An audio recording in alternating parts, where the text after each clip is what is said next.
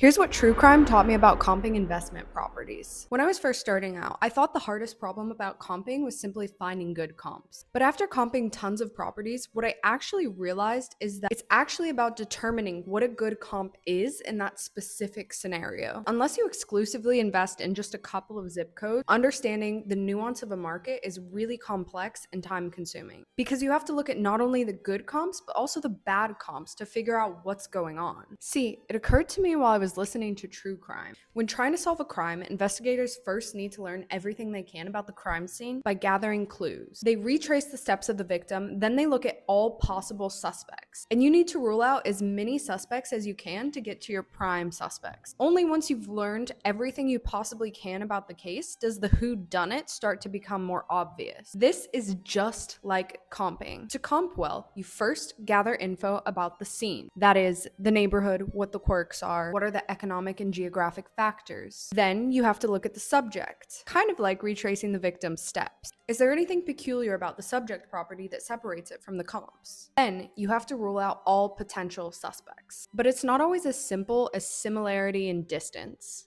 Just because a property looks good on paper doesn't mean it actually is a good comp. You need to know what type of comps are selling, and if something isn't selling, why, and how does it relate to the subject in question. And finally, if you have all the information, the ARV becomes obvious. But it takes a lot of time to figure out that information, but not for AI. That's why we created this AI tool that treats every comp like a deep investigation. It does 2 hours worth of analysis in just a couple of minutes, and it's fine-tuned for each market. Get in touch to see if we have your market so you can try it for yourself.